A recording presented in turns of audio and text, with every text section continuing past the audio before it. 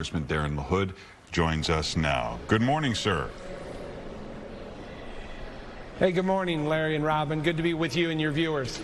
I wanted to ask you about one particular item that jumped out to me in the president's speech last night that I thought was on shaky ground, and that was covering pre-existing conditions. Where do Republicans stand? What have they done to protect people with pre-existing conditions?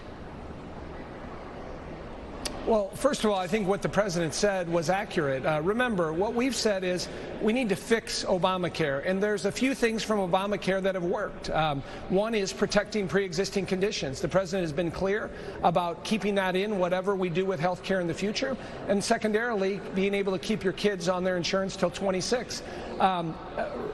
Let's face it, Obamacare has not worked the way people thought it would, but protecting pre-existing conditions has to be a part of that. The president's been clear about that. Republicans in Congress have been clear about that, and I think what he said last night is a reflection of that. Now we have to work together on that issue and a number of other issues in a bipartisan way to help bring the cost of health care down, bring in more competition, and bring relief to American families, particularly in Illinois. In your talks with other Republicans and other people at the speech last night, are they just supporting the president because he is your party's leader, or are there a lot of people behind what is going on in the way the state of the country right now?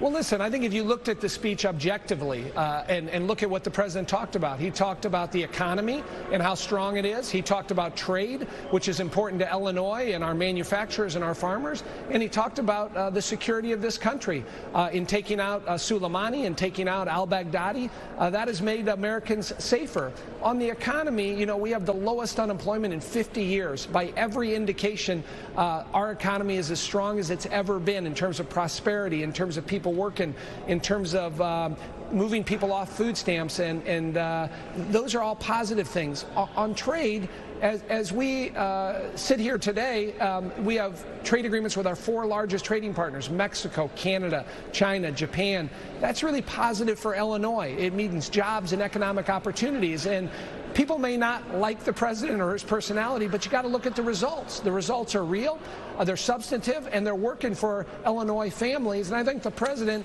stuck to the teleprompter. I think he delivered it well, and I think he made most of us feel proud to be Americans, whether you're Republican or Democrat or independent. The government predicts that Medicare funds will be depleted by 2026. They've moved that date up. The president said we are not going to mess with anybody's Medicare or Social Security. But are those funds moving in the right direction? Well, listen, we have to come together. That's a bipartisan issue that we need to work on how we look at Social Security, how we look at Medicare, how we look at Medicaid. Those are systems that continue to spend way too much money as we have an aging population, but it's not going to be solved by one party or one group. We're going to have to work together.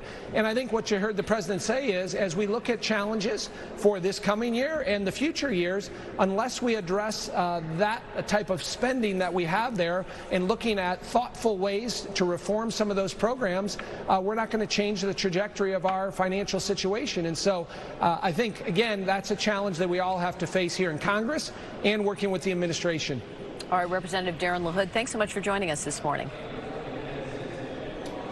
Great to be with you. Thank you, sir. 8:36.